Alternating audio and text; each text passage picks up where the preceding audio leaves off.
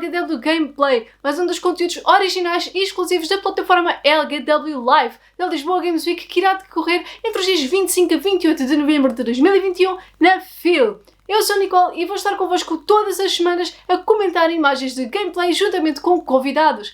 Esta semana vai ser um episódio especial de Retro Gaming dedicado à PlayStation 1. Vamos apresentar o nosso convidado desta semana. Temos connosco o João Mateus, mais conhecido na internet como Retro Raider. Como é que é, João? Tudo bem? Saudações. Obrigado por me receberem aqui. Ora, é essa, sem problema. O Johnny Retro está aqui precisamente porque nós vamos falar de Retro Gaming. E neste caso vai ser a PlayStation 1. O Johnny vai falar connosco e vamos comentar gameplay dos jogos que ele considera que foram mais importantes para ele e também para a própria consola, não é, João? Exatamente. A PlayStation 1 é possivelmente dos sistemas mais nostálgicos para mim. Porque foi o primeiro... Não foi o primeiro que eu joguei, mas foi a primeira consola que nós tivemos lá em casa. E pronto, é também aquele sistema que me faz sentir velho. Acontece a todos. Exato. E é precisamente imagens de gameplay desses jogos que são tão importantes para o João que nós vamos ver. Bora lá, pessoal. Bora. Então temos aqui o que é, Johnny? Tomb Raider. Exatamente. O OG onde a Lara Croft apareceu. Quer dizer, tecnicamente ela apareceu na Saturn, mas foi na PlayStation que eu joguei. Acho que a maioria do pessoal, acho que quando nós nos lembramos do Tomb Raider 1, associamos à PlayStation 1. Exato. E é daqueles jogos que, na minha opinião, não só marcaram a plataforma, como marcou também esta geração, a geração dos 32 bits. E eu acho que é dos jogos mais importantes desta geração, dos inícios da era 3D. E é muito nostálgico para mim. Portanto, esta escolha aqui para mim foi quase um 2 em 1, porque é realmente um jogo que eu considero importante. Mas foi também um jogo que marcou muito. Porque eu passei este jogo na íntegra com os meus pais. E os meus pais não têm, ou na altura não tinham literalmente nenhum background com videojogos. Os meus pais nunca tiveram assim, ligados a computadores ou não frequentaram arcades. Também pronto, já são velhotes.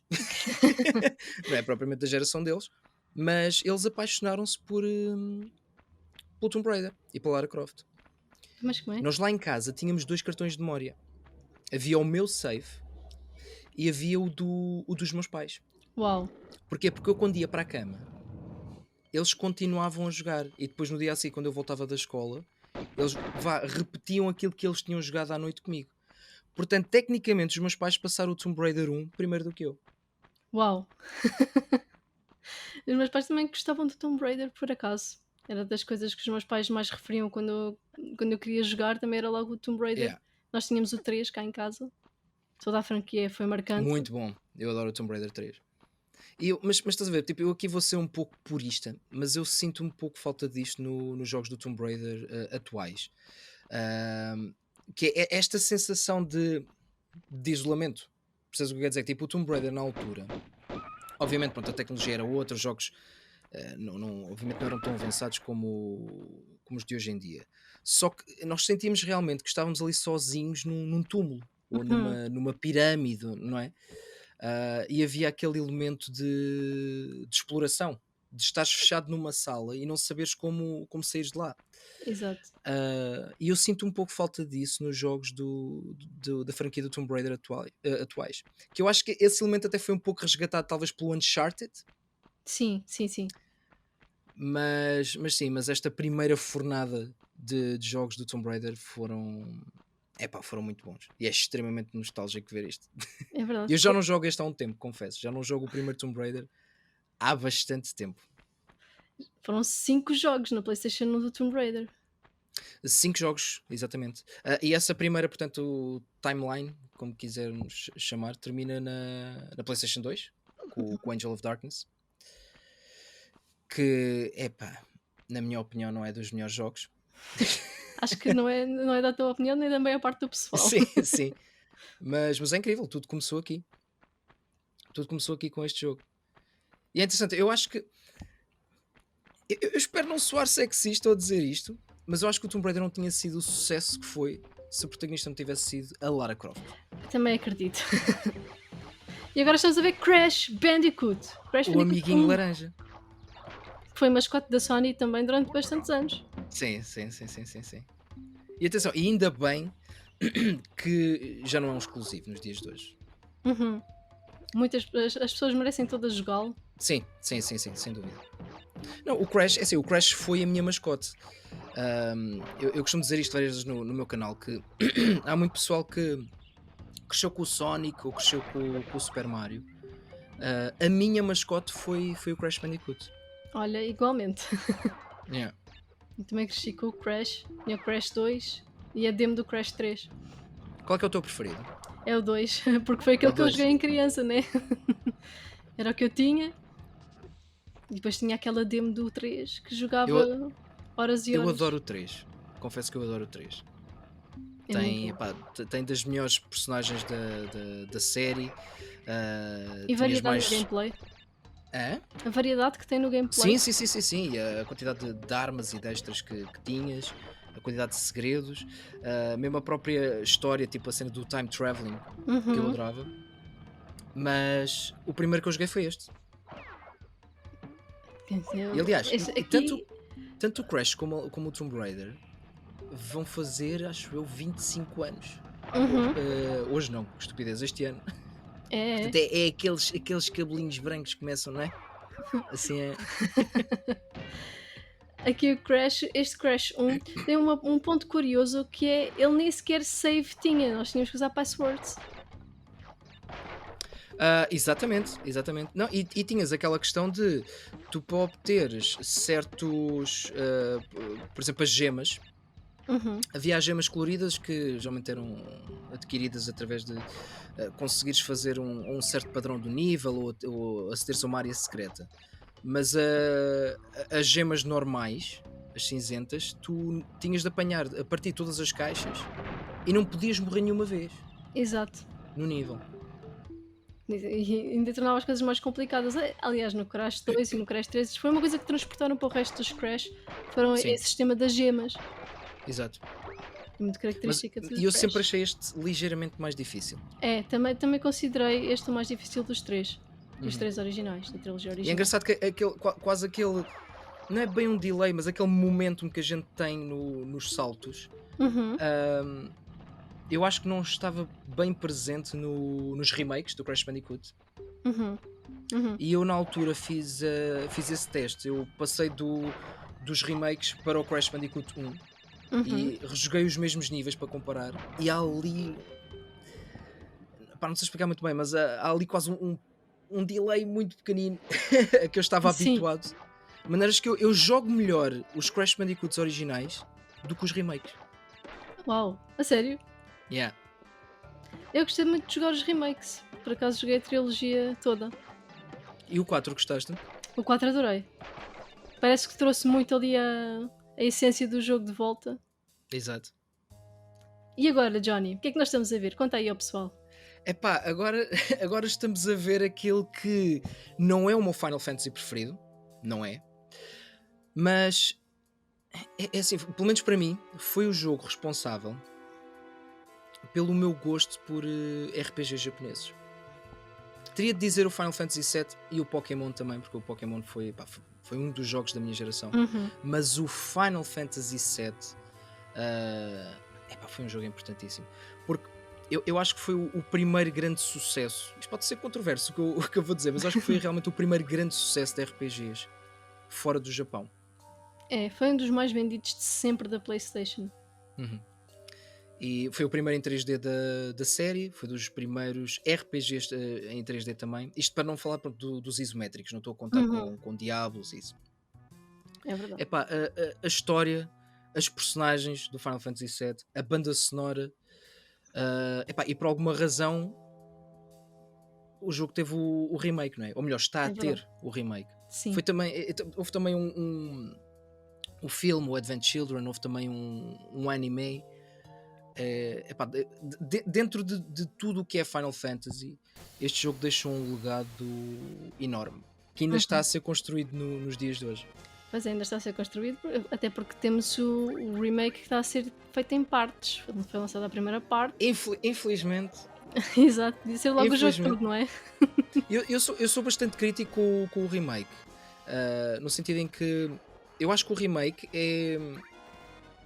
Eu olho para aquilo que sinceramente nem é bem um remake para mim. É simplesmente uma nova abordagem ao Final Fantasy VII. Uma Hum, nova maneira de se contar a história. Porque eles fugiram ali a muitas coisas. E nada de mal, atenção, nada de mal com isso. Eu acho que é mesmo a mesma história, mas contada de maneira diferente. uhum, estou a entender. Ah, de maneiras que, é assim, obviamente este é muito mais nostálgico para mim, não é? Claro. E faz sentido, porque foi aquele que tu jogaste em criança e marca Exatamente. logo de uma maneira diferente. Eu acho que quando lançarem finalmente o remake do Metal Gear Solid, por exemplo, também vou sentir a mesma coisa. O Medieval, por exemplo, também senti a mesma coisa. Assim, eu Exato. adorei o remake, mas o original é o original. Sim. Eu confesso que em termos de remakes gostei mais do Crash Bandicoot e do Medieval do que do Final Fantasy VII. Sim, sim, sim. Mas é assim, eu confesso, o meu Final Fantasy preferido é o 8. Eu adoro o Final Fantasy 8. Mais pelo mundo. ahm, Porque aquilo na altura era realmente uma coisa extremamente open world. Foi também a primeira vez que vimos os modelos dos bonecos Final Fantasy feitos a uma escala real. Se Uhum. é que isto faz sentido. Porque, por exemplo, aqui no set os bonecos nem mãos têm, não é? Sim, Mas na altura isto era brutal. sim. Epá, e foi um jogo imenso. Final Fantasy VII foi um jogo imenso. Eu não sei quanto tempo é que demorei a passar o jogo. Eu joguei o 7 primeiro do que o 8, mas eu não te quero mentir. Eu acho que quando o 8 saiu, eu ainda não tinha acabado o 7. Ok, Porque o que nós tínhamos na altura era revistas, eram walkthroughs de textos, é verdade. que Eu confundiam adorava muito, esses text walkthroughs, por acaso. e era através de conversas com o pessoal da escola. Olha, já passaste aquilo, não passaste aquilo. Exato. E agora temos o quê, Johnny? Aqui temos o Tekken. Tal como, sabes, tal como eu ainda há bocado estava a dizer que o Sonic e o Mario são as mascotes de muitos, e para mim a Uhum. minha mascote é o Crash Bandicoot. O Tekken é o meu jogo de luta. Não foi o primeiro que eu joguei muito Mortal Kombat e continuo a adorar Mortal Kombat. Para mim o Mortal Kombat são os jogos 2D. Adoro Uhum. Mortal Kombat. Mas o Tekken foi o meu jogo de luta. Olha, igualmente, mas com o Tekken 3, neste caso, para mim, Tekken é a franquia de jogos de luta para mim. É a Sim, franquia. o 3 é. Exatamente. O 3 é o meu preferido. O Tekken 3 e o Tekken Tag. Exato. A mim também é o mesmo o 3. É incrível. Mas este jogo, Tekken 1, epá, eu já tinha jogado o Virtua Fighter também. Uhum. Isto falando de jogos de luta em 3D. O Bloody Roar é também um jogo que eu gosto muito, também na PlayStation 1. Epá, mas o Tekken. É porque o Tekken conseguiu. Pelo menos foi o primeiro jogo de luta que eu joguei onde. Eu gosto muito de artes marciais. Sim, sim. Então, pratiquei judo, Uhum. parti a clavícula e decidi. Isto Olha, não é para mim. se calhar não. Mas o Tekken foi um jogo onde, digamos, os movimentos na altura eram muito próximos das artes marciais que os próprios jogadores, que os próprios bonecos praticavam. Sim, sim. E houve, contudo, houve consulto, houve malta, epá, de praticantes de artes marciais que fizeram parte da equipa, que deram dicas dos movimentos dos bonecos, etc. Uhum. Portanto, essa parte apanhou-me logo. E depois foi os personagens em si. Eu acho que os personagens são extremamente originais, são extremamente carismáticas. E depois todo o lore do Tekken, porque há sempre uma história por trás disto. Sim, sim. E eu desde miúdo sempre adorei a razão pela qual os participantes do torneio Tekken estavam a participar no torneio, porque uns era por vingança, outros eram por simplesmente fama. E É essa verdade. história, portanto, essa story arc do Tekken mantém-se ainda hoje no Tekken 7. Pois é, pois é. E todo ali o plot do avô, do pai, quem é pai Exatamente. de Não, quem, e a isso própria cena confundia-me em do. miúda. Exato, e a própria cena do Devil Gene, por exemplo, eu lembro na altura Sim. quando estamos a ver o Kazuya aqui neste momento, tecnicamente isto é a forma Devil Uhum. dele, A que Devil depois só é Kazuya. explorada no Tekken 2. E tu podias desbloquear esta personagem, o Uhum. Devil Kazuya. Eu não me lembro se era o Devil Kazuya ou o Heihachi, que tu desbloqueavas no início com o jogo de naves. Ah, Que também tinhas no não início sei. do Tekken, tinhas de fazer a pontuação perfeita. Acho Hum. que era o Galaga. Posso estar enganado, mas acho que era o Galaga. Tu quando lançavas o CD, não é? Na PlayStation tinhas um nívelzinho do Das Galaga. Se tu naves, sim. fizesse uma No pontuação 3 também. perfeita, desbloqueavas o Devil Kazuya. Ah, pois é. E já agora é a minha personagem preferida de Tekken. Devil Kazuya? O Kazuya, é o Kazuya. Ah, a minha é o Hwoarang. Hwoarang, sim. Hwoarang. Taekwondo. É muito nice. Porque o meu pai dizia-me sempre: esta é a melhor personagem. Eu fiquei com aquela coisa na cabeça e comecei a jogar Sim. com o Hwoarang e depois comecei a gostar. E agora Aqui estamos a temos ver este- um Temos clássico, este menino aqui, o Tombi. o Tombi. Que muita malta só o jogou efetivamente na clássica Demo 1 da PlayStation. Exatamente. Opa, o Tombi é aquilo que eu considero. Eu falo muito deste tópico no meu canal, que é Hidden Gems ou gemas escondidas de Uhum. bibliotecas de jogos. São jogos que se calhar não tiveram muita popularidade ou que foram ofuscados, chamamos assim, por outros jogos mais AAA, etc. E eu Uhum. acho que o Tombi é a definição de uma Hidden Gem. E hoje em dia tornou-se também um jogo de culto. Porque, assim, quem gosta, gosta, quem não gosta, não gosta. Mas há ainda uma comunidade muito ativa do Tombi, Uhum. que pá, preserva o lore do jogo, que ambiciona por um remake ou por um Tombi 3, que só tivemos 2, infelizmente. Pois é. Mas o Tombi foi um jogo também extremamente marcante e nostálgico para mim. E nós colecionamos, pronto, sabemos que isto não é propriamente uma coisa barata, Uhum. mas este que está aqui é o meu original da altura. Uau. Eu nunca me desfiz do. Aliás, da maior parte dos meus jogos não me desfiz deles. É, também E o não. Tombi, na altura, o que me puxou, o Tombi, foi a primeira vez que eu vi um jogo em português. Uau, não sabia que tinha versão portuguesa, porque quando eu joguei a demo estava em inglês também. Está aqui. Epá, eu espero que o pessoal consiga ver, mas tens aqui. Oh, uau, fantástico. E com dobragem. E foi o primeiro jogo dobrado, pelo menos na PlayStation 1. Se entrarmos para o mundo do PC, não me quero estar a dizer Uhum. algo sem confirmar, mas pelo menos na PlayStation foi o primeiro jogo dobrado em português. Nice. O Medieval 2 também foi, se não me engano, não foi? Exatamente. E eu tenho, sabes que eu tive o privilégio de estar com o Pedro Almeida, o grande Pedro Almeida, que foi a pessoa responsável pelo lançamento da PlayStation 1 em Portugal. Ele participou num episódio da PlayStation do Retro Gamers. Uhum. E eu não participei nesse episódio, mas fui gravar no mesmo dia. Então tive o privilégio de estar a falar com ele no camarim. E ele contou-me coisas absolutamente deliciosas da altura. E ele contou-me uma cena fixe em relação ao Tombi. É que na altura eles, quando dobraram o jogo, dobraram em brasileiro e enviaram para cá. E ele contou-me, pronto, que a equipa disse: olha, isso é português, mas é português Brasil. Porque assim, estamos a falar de uma altura onde ainda não havia uma estrutura para... Obviamente já haviam dobragens cá em Portugal, mas não havia propriamente uma indústria ou uma estrutura para fazer estas dobragens de videojogos, etc., como temos nos dias de hoje, não é? Uhum. De maneiras que isto foi gravado no Japão. Uau. Então, no Japão, quando eles se aperceberam que para Portugal tinha de vir português PT, eles arranjaram atores, voice actors portugueses no Japão, que gravaram lá. Uau. Portanto, a equipa que estava responsável pela parte de marketing, etc., da PlayStation cá em Portugal, não conheceu os atores, ou seja, isto já veio lá de fora, assim, já veio Mas traduzido dobrado do Japão. Nada mal, Opa, não sabia mesmo, foi uma curiosidade espetacular. E foi ele que me contou, é uma história caricata. E a nossa, E a nossa. E temos aqui Medieval, um medieval.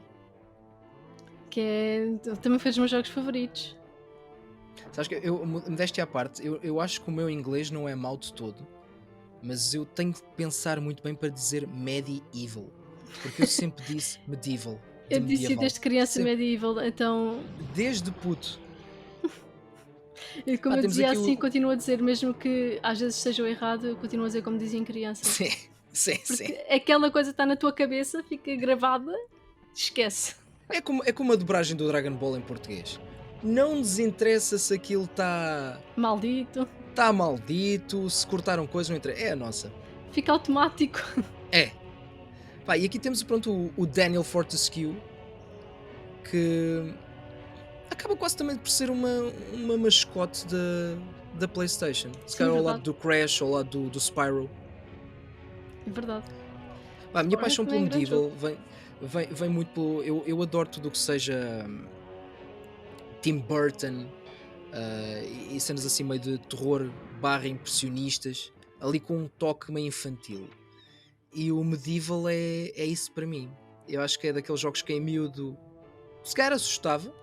Sim, a mim assustava aquele boss dos vidros, para mim, Sim, sim, sim, sim. eu em criança aquilo foi assustador. Mas é um jogo que não se leva muito a sério. Eu acho que é um jogo extremamente cómico. Uhum. Ainda há bocado estávamos a falar do remake, eu acho que o remake está muito bom. Ficou muito bom. Foi uma pena não fazerem os dois. Fazer o remake dos dois jogos. É verdade. Pode ser que agora façam do segundo, tendo em conta o sucesso do primeiro remake. Sim, sim, que correu bem. Que realmente foi muito bem recebido. Uhum. E aliás, e o Medieval 1 está no remake. É verdade. Se terminarmos o jogo, Está lá escondido. está lá escondido. Epá, é Eu muito adorava, fixe. eu adorava Medieval. isto. Isto é É um jogo espetacular. perfeito para se jogar no Halloween. Sim, definitivamente. É um grande jogo de Halloween. E isto aqui, depois tínhamos a parte dos bosses. Os bosses também tinham o seu quê de graça, depois tinham o assustador ao mesmo tempo e Era. dificuldade. Havia bosses que eram difíceis. Uhum.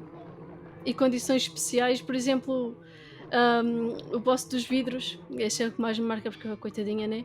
Até perceber que tinha que usar as daggers ou assim para lhe Eu acertar, também. Eu foi também não fazia a mínima séculos ideia. até perceber. Porque depois tu chegas ali e estás completamente à tua mercê, tipo, desenrasca-te, tens que perceber como é que tens que desenrascar. Não havia guias na altura, provavelmente, era difícil de arranjar os guias com a facilidade que é hoje em dia, chegar à net e Exato. tchuc. Então tinhas de desenrascar. Eu adorava o All of Heroes. Sim, com as tacinhas que tu ganhavas com os E bosses. depois tinhas acesso também às armas deles, dos heróis do passado. Uhum. E conquistar também o teu lugar, ali No Wall no of seio Heroes. dos heróis. E é É verdade. nostálgico também. É E isto muito também já leva nostálgico. uns 20 e poucos. Não tenho a certeza qual é que é a idade, mas acho que aquilo foi lançado em 98, portanto já vai fazer 23? 23. Yeah. 23 anos. É verdade. E bem, passou muito rápido aqui a gameplay da tua seleção. Foi uma seleção cheia de gemas e de tesouros que nós podemos aqui ver da PlayStation 1, não E é? foi nostálgico. Foi Foi muito bastante nostálgico. nostálgico. Eu confesso que já não jogo alguns destes há um tempo. E foram jogos que marcaram gerações. Sim. Gerações inteiras. Desde mais novos, mais velhos. Quem os tenha jogado, principalmente em criança então, provavelmente tem-os marcados na memória, Sim. Isso de certeza absoluta. de certeza De certeza absoluta. absoluta.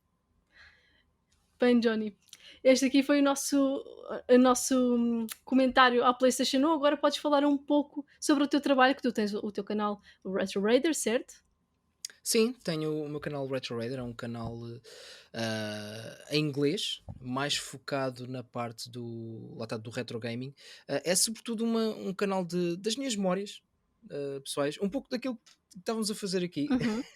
Uhum. Também faço reviews, também falo de algumas coisas mais atuais, mas acima de tudo partilho as minhas experiências e vivências com os jogos que marcaram a minha infância. Depois tenho um canal em português que eu comecei há pouco tempo, que é o Johnny Retro. Uhum. Este não é propriamente um canal de gaming, é mais Sim, focado em Dungeons and Dragons, e onde também vou trazer conteúdos de filmes de terror, principalmente da era muda. Também é retro. exato. Era muito retro. E pronto, estou na equipa do Retro Gamers, na SIC Advance. Basicamente é isto. Passem por lá. Exatamente. Espreitem os conteúdos do Johnny, tanto no YouTube como na televisão, tanto no Advance. Portanto, tem aqui o trabalho dele, já sabem onde seguir. E, Johnny, espero ver-te numa próxima aqui na Lisboa Games Week ou em algum dos programas da Lisboa Games Week. Obrigado pelo convite. E para o pessoal aí em casa, até para a semana. Tchau, tchau!